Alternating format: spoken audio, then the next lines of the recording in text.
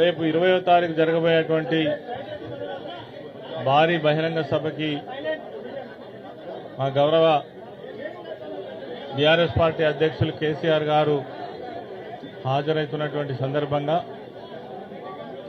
ఈ సభ కార్యక్రమాలను పర్యవేక్షించడం కోసం ఈరోజు ప్రత్యేకంగా BRS party working president KTR గారు, అదేవిధంగా పెద్దలు హరీష్ రావు గారు, వారితో పాటు అనేక మంది మా రాష్ట్ర స్థాయి నాయకులు, మాజీ శాసనసభ్యులు, శాసన మండలి సభ్యులు అందరూ కూడా హాజరు కావడం జరిగింది.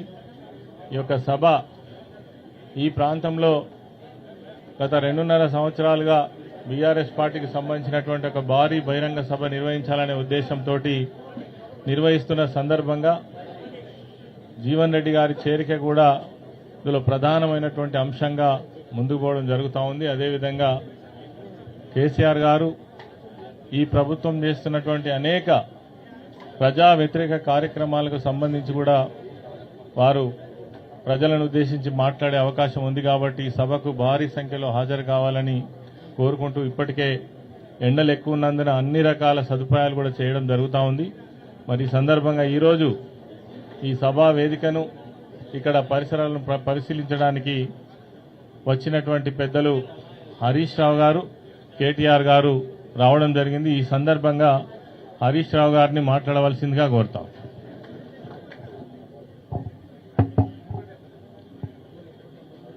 అందరికీ నమస్కారం. సీనియర్ కాంగ్రెస్ పార్టీ నాయకులు పెద్దలు జీవన్ రెడ్డి గారి చేరిక సందర్భంగా ఈ నెల 20వ తేదీన కేసీఆర్ గారి నాయకత్వంలో వారు బీఆర్ఎస్ పార్టీలో చేరబోతా ఉన్నారు. ఆ సందర్భంగా సభ ఏర్పాట్లు పరిశీలించడానికి గౌరవనీయులు పార్టీ కార్యనిర్వాహక అధ్యక్షులు కేటీఆర్ గారు, అదేవిధంగా పార్టీ సీనియర్ నాయకులు అందరూ కలిసి ఈ సభ ఏర్పాట్లను పరిశీలించడానికి రావడం జరిగింది. మరి జీవన్ రెడ్డి గారి చేరిక ముఖ్యంగా కరీంనగర్ జిల్లాకు, ఉత్తర తెలంగాణలో బీఆర్ఎస్ పార్టీకి ఎంతో బలాన్ని ఇస్తుంది. వారు రాజకీయాల్లో చాలా విలువలతో కూడినటువంటి రాజకీయం చేసినటువంటి సీనియర్ నాయకులు. వారిని ఇప్పుడే మర్యాదపూర్వకంగా వారిని ఇంట్లో కలిసి ఈ సభ ఏర్పాట్లు చూడడానికి ఇక్కడ రావడం జరిగింది. మిగతా విషయాలన్నీ అధ్యక్షులు వర్కింగ్ ప్రెసిడెంట్ కేటీఆర్ గారు చెప్తారు. నేను ఒక చిన్న విషయం, 2 విషయాలు మాట్లాడి I will hand over the mike to working president. అయితే నిన్న పార్లమెంట్లో మనం చూసాం, 2 విషయాలు ఇవాళ చాలా బాధ కలుగుతా ఉన్నాయి. ఒకటి, బీజేపీ ఎంపీ తెలంగాణ మీద మాట్లాడినటువంటి మాటలు ఇవాళ యావత్ తెలంగాణ ప్రజల ఆత్మగౌరవాన్ని దెబ్బతీసే విధంగా ఉంది. ఇవాళ బీజేపీ ఎంపీ మాట్లాడిన మాటలపై కిషన్ రెడ్డి గారు ఇంకా వెనకేసుకొచ్చే ప్రయత్నం చేస్తున్నారు. తేజస్వి సూర్య మాట్లాడిన మాటలు చూస్తూ ఉంటే తెలంగాణ గుండెలు రగిలిపోతా ఉన్నాయి. బేషరతుగా క్షమాపణ చెప్పాల్సింది పోయి కిషన్ రెడ్డి గారు ఇంకా వెనకేసుకొచ్చే ప్రయత్నం చేస్తా ఉన్నారు. తెలంగాణ రాష్ట్ర ఏర్పాటును ఇండియా పాకిస్తాన్తో పోల్చడం, దేశ విభజనతో పోల్చడం అంటే 4 కోట్ల ప్రజల ఆత్మగౌరవాన్ని దెబ్బతీయడం. తెలంగాణ ఉద్యమం అనేది కేసీఆర్ గారి నాయకత్వంలో సకల జనులు 4 కోట్ల ప్రజలను ఒక్కటై పోరాడి ప్రజాస్వామ్య ప్రక్రియలో తెలంగాణ సాధించుకున్నాం. డాక్టర్ బాబాసాహెబ్ అంబేద్కర్ గారు రాసినటువంటి రాజ్యాంగంలోని ఆర్టికల్ 3 ప్రకారంగా తెలంగాణ రాష్ట్రం ఏర్పడ్డది. కానీ తేజస్వి సూర్య గారు ఇదేదో పాకిస్తాన్ భారతదేశ విభజన జరిగిందనే విధంగా దాన్ని మాట్లాడడం అంటే అమరుల త్యాగాలను, తెలంగాణ ప్రజల పోరాటాన్ని చిన్నచూపు చూడడం.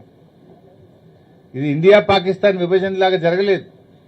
రాజ్యాంగంలోని ఆర్టికల్ 3 ద్వారా ప్రజాస్వామ్య పద్ధతుల్లో లోక్సభలో రాజ్యసభలో బిల్లు పాస్ అయి రాష్ట్రపతి సంతకంతో గెజిట్ నోటిఫికేషన్ ద్వారా ఈరోజు తెలంగాణ రాష్ట్రం ఏర్పడ్డది. అంటే కనీస అవగాహన లేకుండా తెలంగాణ మీద విషం జిమ్మేటువంటి ప్రయత్నం, తెలంగాణ ఉద్యమం మీద, తెలంగాణ ప్రజల మీద, తెలంగాణ రాష్ట్రం మీద ఒక విషం జిమ్మేటువంటి ప్రయత్నం చేస్తా ఉన్నారు. ఒక ఎంపీ తప్పు మాట్లాడితే వెంటనే ఆ పార్టీ నాయకత్వం గాని, రాష్ట్ర నాయకత్వం గాని నువ్వు తప్పు మాట్లాడినావని బేషరతుగా క్షమాపణ చెప్పించాలి. కానీ అది చేయకుండా ఇంకా వెనుకేసుకొచ్చేటువంటి ప్రయత్నం చేస్తా ఉన్నారు. ఒకటి మాత్రం స్పష్టంగా కనబడ్డది, నిజంగా బీఆర్ఎస్ ఎంపీలు లోక్సభలో లేని లోటు మాత్రం నిన్న కనబడ్డది. బీఆర్ఎస్ ఎంపీలే ఉండి ఉంటే అప్పుడే ఆన్ ద స్పాట్ తేజస్వి సూర్యకు ధీటైనటువంటి సమాధానం మరి తెలంగాణ బిడ్డల తరఫున బీఆర్ఎస్ చెప్పుండేది. ఇవాళ 8 మంది కాంగ్రెస్ ఎంపీలు ఉన్నా, 8 మంది బీజేపీ ఎంపీలు ఉన్నా తెలంగాణ రాష్ట్రానికి ప్రజలకు అవమానం జరుగుతుంటే పెదవులు మూసుకొని కూర్చున్నారు. మనం చూసిన మొన్ననే రాజ్యసభలో బీఆర్ఎస్ ఎంపీలు ఉన్నారు 3. కాళేశ్వరం ప్రాజెక్టు మీద కేంద్ర మంత్రి, జలవనరుల మంత్రి అడ్డగోలుగా మాట్లాడిండు. అవాకులు చెవాకులు పేలితే మన ఎంపీ సురేష్ రెడ్డి గారు, మన బీఆర్ఎస్ ఎంపీ వడ్డిరాజు రవిచంద్ర గారు ధీటైనటువంటి సమాధానం చెప్పింది. కేంద్ర మంత్రి నోరు మూపించేటువంటి విధంగా కాళేశ్వరం ప్రాజెక్టు తెలంగాణకు వరప్రదాయని, నువ్వు పిచ్చి పిచ్చి మాటలు అవగాహన లేకుండా మాట్లాడుతున్నావని అదే సభలో ఉన్న బీఆర్ఎస్ ఎంపీలు స్పీకర్ గారిని కలిసి ఒప్పించి టైం తీసుకొని రికార్డు సరిచేసిండ్రు. కేంద్ర మంత్రికి ధీటైన సమాధానం చెప్పిండ్రు. అదేమో ఒక ప్రాజెక్టుకు సంబంధించింది. ఇది యావత్ తెలంగాణ జాతిని అవమానపరిచే విధంగా, తెలంగాణ రాష్ట్ర ఏర్పాటు ప్రక్రియనే అవమానపరిచే విధంగా, తెలంగాణ 4 కోట్ల ప్రజలను ఆత్మగౌరవాన్ని దెబ్బతీసే విధంగా మాట్లాడితే 8 బీజేపీ ఎంపీ, 8 కాంగ్రెస్ ఎంపీలుండి ఏం లాభం? ఎందుకు పెదవులు మూసుకున్నారు అని నేను అడుగుతా ఉన్నా. అంటే దిష్టి బొమ్మల్లాగా కూర్చున్నారు మీరు. అంటే మీకు తెలంగాణ బాధ్యత లేదా? నిజంగా రాజ్యసభలో బీఆర్ఎస్ ఎంపీలు ఉంటే తిప్పికొట్టిండ్రు. ఇవాళ లోక్సభలో బీఆర్ఎస్ ఎంపీలే ఉండుంటే తేజస్వి సూర్యకు మూతి బగిలే విధంగా సమాధానం చెప్పుండేవాళ్ళు. ఇది స్పష్టంగా అర్థమవుతుంది. బీఆర్ఎస్ లేని లోటు ఇలా మనకు స్పష్టంగా కనబడతా ఉంది. ఇప్పటికైనా నేను బీజేపీని ఒకటే డిమాండ్ చేస్తా ఉన్నా, బేషరతుగా తేజస్వి వ్యాఖ్యల మీద క్షమాపణ చెప్పండి తెలంగాణ ప్రజానికానికి. లేదంటే బీఆర్ఎస్ పార్టీ దీని విషయంలో ఊరుకోదు. బీజేపీ కూడా ఆలోచించుకోవాలి. తెలంగాణ ఆత్మగౌరవాన్ని దెబ్బతీసిన పార్టీగా, తెలంగాణ ప్రజల మనోభావాల్ని గాయపరిచిన పార్టీగా మీరు నిలబడాల్సి వస్తుంది. ప్రజలు మీకు తగిన గుణపాఠం చెప్తారు. తప్పు జరిగినప్పుడు క్షమాపణ చెప్పాలి కానీ ఇంకా వెనుకేసుకొచ్చుకుంటూ కిషన్ రెడ్డి గారికి తగదని కూడా నేను ఈ సందర్భంగా తెలియజేస్తా ఉన్నా. రేవంత్ రెడ్డి గారిని కూడా చూసినాం. ఇవాళ బడే బై చోటే బైల బంధం ఇవాళ మళ్ళొకసారి బయటపడ్డది ఢిల్లీలో. రేవంత్ రెడ్డి గారు మొన్న రాష్ట్ర పార్లమెంట్లో బిల్లు పాస్ విషయంలో, లోక్సభ సీట్ల పెంపు విషయంలో హైబ్రిడ్ విధానం అని చెప్పి ఒక విధానం తెచ్చిండు. హైబ్రిడ్ సంగతి ఏందో ఇలా అర్థమైపోయింది. Cross breed. జనరల్ గా హైబ్రిడ్ మక్క అంటే ఏందన్నట్టు క్రాస్ బ్రీడే కదా. క్రాస్ బ్రీడ్ చేస్తే హైబ్రిడ్ మక్క వస్తుంది, విత్తనం ఏదైనా. ఈ హైబ్రిడ్ సంగతి అంటే క్రాస్ బ్రీడ్ అని అర్థమవుతుంది. రేవంత్ రెడ్డి నిన్ననేమో పార్లమెంట్లో బీజేపీ కాంగ్రెస్లు కొట్లాడుకున్నట్టు చూసినాం మనం. మహిళా బిల్లు విషయంలో ఇద్దరు కలిసి మహిళలకు తీరని ద్రోహం చేసిండ్రు. ఇలా బీజేపీ నిజంగా మహిళలకు రిజర్వేషన్ ఇవ్వడమే బీజేపీ లక్ష్యం అయి ఉంటే మీరు రీఆర్గనైజేషన్ ఎందుకు మహిళా బిల్లుతోని ముడిపెట్టిండ్రు? అవసరం లేదు కదా. మహిళా రిజర్వేషన్ నిజాయితీగా మీరు చేయాలనుకుంటే కాన్స్టిట్యూషనల్ అమెండ్మెంట్, రాజ్యాంగ సవరణతో ఉన్నటువంటి మీ డీలిమిటేషన్ ప్రక్రియను ఎందుకు దానికి లింక్ చేసినారు? మీకు తెలుసు, మీకు 2/3 మెజార్టీ లేదని బీజేపీకి తెలుసు. మరి డీలిమిటేషన్ బిల్లు పాస్ కావాలంటే 2/3 మెజారిటీ ఉంటేనే పార్లమెంట్లో బిల్లు పాస్ అవుతుంది. లోక్సభలో బీజేపీకి 2/3 మెజారిటీ లేదని బీజేపీకి స్పష్టంగా తెలుసు. 2/3 కావలసినటువంటి ఆల్మోస్ట్ 68 సీట్లు బీజేపీకి తక్కువగా ఉన్నాయి. మరి తెలిసి బీజేపీ ఎందుకు పెట్టింది అంటే రాజకీయంగా పెట్టింది. బీజేపీకి చిత్తశుద్ది లేదు. మహిళా రిజర్వేషన్ తెచ్చే విషయంలో బీజేపీకి చిత్తశుద్ది ఉండుంటే డీలిమిటేషన్ ప్రక్రియకు మహిళా బిల్లుకు ముడిపెట్టకూడదు. మీరు ముడిపెట్టినారంటేనే మీకు నిజంగా బిల్లు పాస్ అవ్వడం, మహిళలకు రిజర్వేషన్ రావడం విషయంలో బీజేపీకి చిత్తశుద్ది లేదు అనేటువంటి విషయం అర్థమవుతా ఉంది. మీకు 2/3 లేదని తెలుసు కదా. ఇలా కాంగ్రెస్ పార్టీ కూడా దాగుడు మూతలాడుతూ ఇవాళ మహిళల విషయంలో రెండు పార్టీలు దొందే కాంగ్రెస్ బీజేపీలు ఇద్దరు కలిసి ఈ దేశ మహిళలకు ఇవాళ తీరని అన్యాయం చేసిండ్రు. మహిళా బిల్లు విషయంలో రెండు రాజకీయ పార్టీలు కలిసి నాటకాలు ఆడుతా ఉన్నాయి. ఈరోజు ఇవాళ రేవంత్ రెడ్డి గారు కేంద్ర మంత్రి శ్రీనివాస్ వర్మ ఇంటికి టిఫిన్కి పోయిండు, బ్రేక్ఫాస్ట్. ఒకవైపు ఏం జరుగుతుంది? బీజేపీ ఏమో మహిళా బిల్లుకు కాంగ్రెస్ మద్దతు ఇయ్యలేదు, కాంగ్రెస్ నాయకుల ఇండ్లు ముట్టడించండి అని బీజేపీ పిలుపునిస్తుంది. రేవంత్ రెడ్డి ఏమో ఆ కేంద్ర మంత్రి ఇంటికి టిఫిన్కి పోతాడు పొద్దుగాల. అంటే ఏం నాటకాలు ఆడుతున్నారు మీరు? ఇదే కేంద్ర ప్రభుత్వం కాంగ్రెస్ ఎంపీలో ఇల్లు ముట్టడి అంటది, అదే కేంద్ర మంత్రి ఇంటికి రేవంత్ రెడ్డి భోజనానికి పోతాడు. అంటే నీ హైబ్రిడ్ సిద్ధాంతం ఇదేనా? ఇక నీ క్రాస్ బ్రీడ్ సిద్ధాంతం ఇదేనా? నాకైతే ఆ రాహుల్ గాంధీకి సోనియా గాంధీ గారికి అర్థమవుతుందో లేదో నాకు అర్థమైతలేదు. ఈ క్రాస్ బ్రీడ్ సిద్ధాంతంతో ఈ రేవంత్ రెడ్డి చేసే ఈ హైబ్రిడ్ పనులతో కాంగ్రెస్ పార్టీ బతికి బట్టగట్టదా? కాంగ్రెస్ సిద్ధాంతం నిలుస్తుందా? అసలు ఆయన చెప్తున్నది ఏంది? ఇవాళ పొద్దున ఏడిపోయినావు నువ్వు. ఇవాళ దేశమంతా కాంగ్రెస్ నాయకుల ఇల్లు బీజేపీలు ముట్టడిస్తుండ్రు, నువ్వేమో కేంద్ర మంత్రి ఇంటికి టిఫిన్కి పోతున్నావు. అంటే నీ విధానం ఏంది? నీ పద్ధతి ఏంది? అసలు మీ పోరాటంలో ఉండే డ్రామాలు ఏందో ప్రజలకు అర్థమైతలేవా? నిజంగా కాంగ్రెస్ బీజేపీల పోరాటం నిజమైతే నువ్వు ఎట్లా పోతావు పొద్దుగాల? అంటే మీరంతా కూడబలుకొని ఈ దేశ మహిళల్ని మోసం చేసిండ్రు. ఈ దేశానికి ఇవాళ మహిళా రిజర్వేషన్ విషయంలో మీకు చిత్తశుద్ది లేదు. ఆనాడు కేసీఆర్ గారి నాయకత్వంలో తెలంగాణ మొదటి శాసనసభలోనే మహిళలకు చట్టసభల్లో రిజర్వేషన్ కల్పించాలని ఆ రోజు బీఆర్ఎస్ పార్టీ ఏకగ్రీవ తీర్మానం చేసి కేంద్ర ప్రభుత్వానికి పంపింది. బీజేపీ మీద నెపం పెట్టి కాంగ్రెస్ తప్పించుకునే ప్రయత్నం చేసింది, కాంగ్రెస్ మీద నెపం పెట్టి ఇలా బీజేపీ తప్పించుకునే ప్రయత్నం చేస్తుంది. రెండు పార్టీలు కలిసి ఈ దేశ మహిళలకు ఇలా తీరని అన్యాయం చేస్తా ఉన్నారు. ఇలా బీజేపీకి మెజార్టీ లేదని తెలిసి డీలిమిటేషన్ తో 2/3 మెజార్టీతో లింక్ పెట్టడం అంటే బీజేపీకి చిత్తశుద్ది లేదు, కాంగ్రెస్ కు కూడా క్లారిటీ లేదు. రెండు పార్టీలు కలిసి ఇవాళ మహిళల్ని మోసం చేస్తా ఉన్నారు. ముఖ్యంగా రేవంత్ రెడ్డి ఇవాళ అన్ని కూడా అర్థమైతా ఉన్నాయి. ఎందుకంటే ఇవాళ ఇంకోటి ఆలోచించండి, తేజస్వి సూర్య వ్యాఖ్యల మీద ఇప్పటి వరకు రేవంత్ రెడ్డి ఖండించలే. ఎందుకు? బడే బైక్ కోపం వస్తుందనా? నువ్వు తెలంగాణ ముఖ్యమంత్రివి, తెలంగాణ ఏర్పాటునే ప్రశ్నించే విధంగా పార్లమెంట్లో మాట్లాడి, బయట ఎక్కడో మాట్లాడితే సంబంధం లేదు, అది పార్లమెంట్ రికార్డులో పోయింది. మరి దాన్ని ఈ రోజు కూడా రేవంత్ రెడ్డి ఖండించాడు తేజస్వి సూర్య వ్యాఖ్యలను. అంటే నీ రిలేషన్ ఏంటి? పొద్దుగాలేసి కేంద్ర మంత్రి ఇంటికి బీజేపీ ప్రభుత్వం ఇంటికి పోతావు నువ్వు. ఇవాళ ప్రజలు అన్ని కూడా గమనిస్తా ఉన్నారు. బట్ ఏది ఏమైనా తప్పకుండా మళ్లీ రాష్ట్రంలో ఒకటి మాత్రం క్లారిటీ వచ్చింది, రేవంత్ రెడ్డి పోవాలి, కేసీఆర్ రావాలి. ఇదే ఈ రాష్ట్రంలో ఏ నోట వినబడుతున్న నినాదం. అది ఖాయమైపోయింది. డేట్ ఎప్పుడు, టైం ఎప్పుడు, ఎన్నిక ఎప్పుడు అనేది మాత్రమే తేలాల్సింది తప్ప రేవంత్ రెడ్డి పోవాలి, కేసీఆర్ రావాలి అనేది ఇవాళ రాష్ట్రంలో 4 కోట్ల ప్రజల నోట మాట కూడా ఇదే ఉంది. ఈ మాట నిజమైతుంది. దానికి సంకేతమే ఈ రోజు జీవన్ రెడ్డి గారి చేరిక. అందరికీ ధన్యవాదాలు.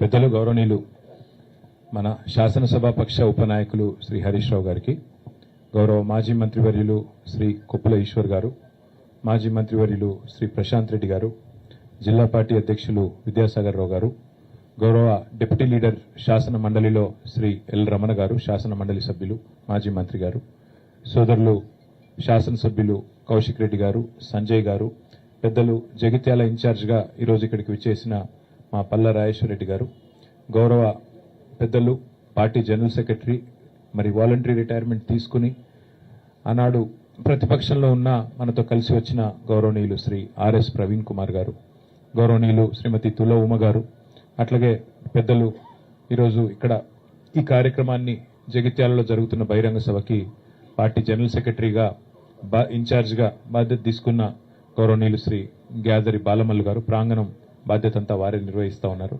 వేములవాడ నియోజకవర్గ బాధ్యులు గౌరవనీయులు శ్రీ చెలిమెడ లక్ష్మీనరసింహారావు గారు, పెద్దలు సివిల్ సప్లైస్ కార్పొరేషన్ మాజీ అధ్యక్షులు, ఈ ప్రాంగణానికి మరి మొత్తం ఏర్పాట్లకు బాధ్యత తీసుకున్న బాలమల్లు గారితో పాటుగా శ్రీ మారెడ్డి శ్రీనివాసరెడ్డి గారు, మాజీ జిల్లా పరిషత్ చైర్పర్సన్ మా సోదరి మరి శ్రీమతి దావా వసంత సురేష్ గారు, గౌరవనీయులు చొప్పదండి మాజీ శాసనసభ్యులు మన సుంకె రవిశంకర్ గారు, అదేవిధంగా వేదికపైన ఆసీనులైన మా వక్ఫ్ బోర్డు మాజీ చైర్మన్ మసీవుల్లా ఖాన్ గారు, ఇంకా మిగతా మిత్రులందరికీ పేరు పేరున హృదయపూర్వకంగా నమస్కారాలు. పత్రికా మిత్రులకు కూడా ప్రత్యేకంగా నమస్కారాలు. మా మాజీ శాసనసభ్యులు మరొక జీవన్ రెడ్డి గారు, ఆశన్న గారు జీవన్ రెడ్డి గారు, వారికి కూడా ప్రత్యేకంగా నమస్కారాలు. ఇవాళ జగిత్యాలలో ఒక పండుగ వాతావరణం కనబడతా ఉంది. పెద్దలు మాజీ మంత్రివర్యులు జీవన్ రెడ్డి గారు, పార్టీ అధ్యక్షులు తెలంగాణ తొలి ముఖ్యమంత్రి కేసీఆర్ గారి నాయకత్వంలో మరి బీఆర్ఎస్ లో చేరబోతా ఉన్నారు అనే ఒక కోలాహలం, ఒక పండుగ వాతావరణం ఇవాళ అందరికీ కనబడతా ఉంది. హరీష్ రావు గారు ఇప్పుడు మర్యాదపూర్వకంగా జీవన్ రెడ్డి గారి ఇంటికి వెళ్లి వారిని స్వాగతించి పలకరించి, వారికి గతంలో దాదాపుగా ఒక 25 సంవత్సరాలుగా వారికి ఉన్న పరిచయం కూడా ఇద్దరికి ఉంది కాబట్టి వారిని పలకరించి సాధారణంగా పార్టీలోకి వస్తున్నందుకు ధన్యవాదాలు చెప్పడం జరిగింది. ఇవాళ వాస్తవం ఏంటి అంటే రాష్ట్రంలో ఒక రాజకీయ పునరేకీకరణ జరుగుతూ ఉంది. సింహం బయటికి వస్తూ ఉంది అంటే గుంటనక్కల గుండెల్లో ఇలా రైలు ఉరుకుతున్నాయి. కేసీఆర్ గారు ఒక సంవత్సరం తర్వాత ఒక బహిరంగ సభకు వస్తున్నారంటే ఎన్నో రకాల కుట్రలకి కుతంత్రాలకి తెరలేపి కాంగ్రెస్ ప్రభుత్వం జగిత్యాలలో జరగబోతున్న జైత్రయాత్రను అడ్డుకునే ఒక చిల్లర ప్రయత్నం చేస్తూ ఉంది. ముఖ్యమంత్రి గారు, మంత్రులు ఎంత సిల్లీ పాలిటిక్స్ అంటే కేసీఆర్ గారు ఇక్కడికి వస్తున్నారంటే ముఖ్యమంత్రి గారు మేడిగడ్డ కోతారట. 2.5 ఏళ్లకెళ్లి మేడిగడ్డ కోయేందుకు ముఖ్యమంత్రికి టైం లేకుండే అర్జెంటుగా ముఖ్యమంత్రి గారికి కేసీఆర్ గారి బహిరంగ సభ ఇక్కడ ఉంటే టీవీలలో సగం కేసీఆర్ ను చూపెట్టాలి, సగం రేవంత్ రెడ్డిని చూపెట్టాలి, పేపర్లలో సగం రేవంత్ రెడ్డిది రాయాలి, అవతలికు కేసీఆర్ది రాయాలని ఒక చిల్లర ప్రయత్నం. అంటే గింత కుత్సితమైన, గింత కుసంస్కారమైన, గింత చిన్న మెదడున్న ముఖ్యమంత్రి బహుశా భారతదేశంలో ఎవరు ఉండరు, ఒక రేవంత్ రెడ్డి తప్ప. ఆయనకు హైటే తక్కువ అనుకున్నా, బుర్ర కూడా తక్కువ. అంటే ఈ మాట ఎందుకంటున్నా అంటే నిజం గింత చిల్లరగా ఉండకూడదు రాజకీయం. కేసీఆర్ లాంటి ఒక నాయకుడు ఆయన ఇంకా గీ ఏజ్ లో గీ స్థాయికి చేరుకున్న తర్వాత ఆయనకు పేపర్ వాళ్ళు ఏం రాస్తారు, టీవీ వాళ్ళు ఏం చూపెడతారు, ఆయనకి ఏమైనా ఉంటుందా? జగిత్యాలకు వచ్చుడు, జనాలను కలుసుడు, అందరి ముందు మాట్లాడుడు, లక్షలాది మందితో సంభాషించుడు కేసీఆర్ గారికి తెలిసిందే గది, ఆయన ప్రస్థానమే అది. అట్లాంటిది ఇవాళ ఆయన ఇక్కడికి వస్తుంటే కోరుట్లకెళ్ళి వచ్చేటోళ్ళందరికీ ఇక్కడికి రానియకుండా రోడ్డు దవుతారట. 3 ఏళ్లకెళ్ళి యాదికి రాలే రోడ్డు, ఇప్పుడే యాదికి వచ్చింది సడన్ గా. గింత చీప్ పాలిటిక్స్, ఇంత చిల్లర ప్రయత్నాలతో జగిత్యాలలో జన ప్రభంజనాన్ని అడ్డుకుంటామని రేవంత్ రెడ్డి గారు, అదేవిధంగా ఇక్కడ ఉన్న హైబ్రిడ్ ఎమ్మెల్యే, హైబ్రిడ్ కూడా కాదు, ఏం బ్రీడో ఇది, ఏ బ్రీడో ఆ బ్రీడ్ ఎమ్మెల్యే ఇక్కడ ఉన్నాయన ఏ పార్టీ ఆయనకే తెలియదు. బీఆర్ఎస్ అని ప్రెస్ మీట్ లో చెప్తాడు, కాంగ్రెస్ పార్టీ ఆఫీసులో కూర్చుంటాడు, కాంగ్రెస్ పార్టీ మంత్రి పక్కకు కూర్చుంటాడు. క్రాస్ బ్రీడ్ అనాలనా, హైబ్రిడ్ అనాలనా, ఏం బ్రీడ్ అనాలే, ఆయన ఏందో ఆయనే చెప్పుకోవాలి. వాళ్ళు రేవంత్ రెడ్డి భయం ఏంటంటే, కాంగ్రెస్ లో భయం కూడా ఏంటంటే, ఇక్కడ కేసీఆర్ గారు వచ్చి జీవన్ రెడ్డి గారు, కేసీఆర్ గారు, మా రమణన్న, మా వసంత అందరు కలిసి ఒక వేదిక మీదకి వెళ్లి మాట్లాడితే జగిత్యాల నుంచే మళ్లీ బీఆర్ఎస్ జైత్రయాత్ర మొదలైతుంది, దండయాత్ర మొదలైతుంది, రేవంత్ రెడ్డికి భరతం పట్టడానికి తెలంగాణ ప్రజలు మరి రంగం సిద్ధం చేసినారని ఒక వాతావరణం వస్తుందని ఆయనకు భయం పట్టుకుంది. ఆయన అట్టర్ ఫ్లాప్ పాలన, 6 గ్యారంటీలని, 420 హామీలని, 13 డిక్లరేషన్లు, అన్ని వర్గాలను మోసం చేసిన విషయం బయటపడుతుందని చెప్పి ఆయనకు భయం పట్టుకున్నది. అందుకే ఈ రకమైన చిలిపి ప్రయత్నాలు చేస్తా ఉన్నారు. కానీ ఒకటి మాత్రం వాస్తవం, ఇదే జగిత్యాలలో కేసీఆర్ గారు గతంలో ఎన్నో బహిరంగ సభలు నిర్వహించారు. ఈ సభ కూడా అద్భుతంగా విజయవంతం అవుతుంది. ప్రభుత్వం ఎన్ని ప్రయత్నాలు చేసినా, ఎన్ని చిల్లర కుట్రలు చేసినా అన్నిటినీ కూడా అధిగమించడానికే మా పార్టీ నాయకత్వం అహరహం కూడా కష్టపడతా ఉన్నారు. మా సోదరులు పల్లా రాజేశ్వరరెడ్డి గారు ఇలా ప్రత్యేకంగా జనగామ శాసనసభ్యుడు ఇక్కడికి వచ్చి వారు జగిత్యాల కేంద్రంగా జగిత్యాల నియోజకవర్గ పరిధిలో వారు బాధ్యత తీసుకున్నారు. పర్యవేక్షణ, అందరినీ కూడా కోఆర్డినేషన్ బాధ్యత, సమన్వయం. అట్లాగే మా ధర్మపురి కాన్స్టిట్యున్సీకి రవీందర్రావు ఎమ్మెల్సీ గారు, తక్కలపల్లి రవీందర్రావు గారు, వరంగల్ వాసి, వారు కూడా ఇక్కడికి వచ్చి ధర్మపురిలో కొప్పుల ఈశ్వర్ గారితో కలిసి వారు కూడా సమన్వయం చేసుకుంటా ఉన్నారు.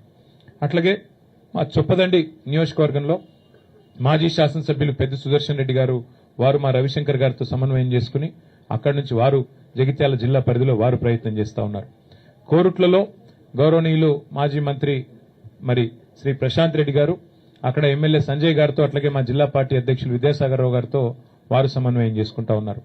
వేములవాడ అక్కడ మా పెద్దలు లక్ష్మీ నరసింహారావు గారితో మాజీ పార్లమెంట్ సభ్యులు తమ్ముడు బాల్కా సుమన్ గారు వారు అక్కడ బాధ్యత తీసుకున్నారు. ఈ రకంగా పార్టీ నాయకత్వం మొత్తం కూడా సమిష్టిగా పనిచేస్తున్నది. ప్రాంగణంలో ఇక్కడ బాలమల్లు గారు, శ్రీనివాసరెడ్డి గారు ఉన్నారు. సమిష్టిగా జీవన్ రెడ్డి గారి మరి చేరికను స్వాగతిస్తూ జగిత్యాల రైతాంగం గాని, జగిత్యాల ప్రజానికం గాని బ్రహ్మాండంగా మరి కదిలి వచ్చే పరిస్థితి కనబడతా ఉన్నది. ఏర్పాట్లు కూడా బాగా ఘనంగా జరుగుతా ఉన్నాయి. ఎండల్ని కూడా దృష్టిలో పెట్టుకుని అన్ని ఏర్పాట్లు చేస్తా ఉన్నాం. దాదాపుగా ఒక 3 లక్షల మంచినీళ్ల బాటిల్ కూడా తెప్పిస్తా ఉన్నాం. ఒక 2 లక్షల మజ్జిగ ప్యాకెట్లు కూడా తెప్పిస్తా ఉన్నాం. ఇవన్నీ కూడా ఎందుకంటే సాయంకాలం సభ అయినప్పటికీ కూడా కేసీఆర్ గారు దాదాపుగా 5:30 గంటలకు ఇక్కడ చేరుకుంటారు. ఎండ చల్లబడ్డ తర్వాతనే సభ ప్రారంభమవుతుంది. 5:30 గంటలకి కేసీఆర్ గారు ఇక్కడ చేరుకుంటారు. చేరుకున్న తర్వాత 5-5:30 మధ్యలో చేరుకుంటారు. ఆ తర్వాత సభ ఒక గంటంబావు సేపు సభ జరుగుతుంది. దయచేసి పాత్రికేయ మిత్రులతో కూడా నా ప్రార్థన, మొన్న మీకు కొంత అసౌకర్యమైంది, మమ్మల్ని మన్నించండి. ఒక సోదరుడికి కాలుకు ఫ్రాక్చర్ కూడా అయింది. అట్లాగే కొన్ని కెమెరా ట్రైపాడ్లు కూడా ఇరిగినాయని చెప్పారు. తప్పకుండా వారి నష్టాన్ని మేము భర్తీ చేస్తాము. ఆ సోదరుడికి సంబంధించి కూడా మా ఎమ్మెల్యే సంజయ్ గారు, మిగతా మిత్రులు కూడా హాస్పిటల్ కూడా వచ్చారు. ఈశ్వర్ గారు కూడా వచ్చారు, జీవన్ రెడ్డి గారు కూడా వచ్చారు. ఆ బాధ్యత అంతా కూడా మేమే తీసుకుంటాం. ఎల్లుండి దయచేసి ప్రభుత్వం ఎన్ని చికాకులు పెట్టినా, ఎంత ఇరిటేట్ చేసే ప్రయత్నం చేసినా దయచేసి ప్రజలు కూడా, మా కార్యకర్తలు కూడా ఓపికగా దయచేసి సంయమనంతో మన కార్యక్రమం కాబట్టి మనం మంచిగా విజయవంతం చేసుకుందాం. కేసీఆర్ గారు చాలా కాలం తర్వాత జగిత్యాల వేదిక నుండి తెలంగాణ ప్రజలను ఉద్దేశించి మాట్లాడబోతా ఉన్నారు. ఆయన ఏం మాట్లాడతారో వినాలని చెప్పి తెలంగాణ రైతులు, తెలంగాణ ఆడబిడ్డలు, తెలంగాణలోని మా విద్యార్థి తమ్ముళ్ళు, మా యువకులు, అట్లాగే పెద్ద మనుషులు అందరూ ఎదురు చూస్తా ఉన్నారు. కాబట్టి ఈ కార్యక్రమాన్ని ఎంత సంయమనంతో, ఎంత సమన్వయంతో, ఎంత ఓపికతో, ఎంత మరి ఆలోచనాత్మకంగా మనం పోతే అంత మంచిది. కాబట్టి దయచేసి జగిత్యాలలో ఉండే మా ప్రతి సోదరుడు సోదరికి నా ప్రార్థన, ఇది మీ సభ, మీరు మాకు ఆతిథ్యం ఇస్తున్నారు. కాబట్టి దయచేసి ఈ కార్యక్రమాన్ని విజయవంతం చేసే దిశగా అవసరమైతే జగిత్యాల కార్యకర్తలు ఒక మెట్టు దిగి చూస్తా ఉన్నా. నేను కూడా మొన్నటి నుంచి మొదటిసారి మొన్న వచ్చినప్పుడు ఇప్పుడు కూడా మా రమణన్న, మా వసంతమ్మ వాళ్ళు కూడా మరి జీవన్ రెడ్డి గారి చేరికను స్వాగతిస్తూ అవసరమైతే ఒక వరుస మేము వెనుక ఉండి కొత్త వాళ్ళు వస్తున్నప్పుడు మేము ఆహ్వానించాలనే ఒక సంస్కారాన్ని, ఒక గౌరవాన్ని వారు ఇస్తున్నందుకు వారికి కూడా ప్రత్యేకంగా అభినందనలు తెలియజేస్తూ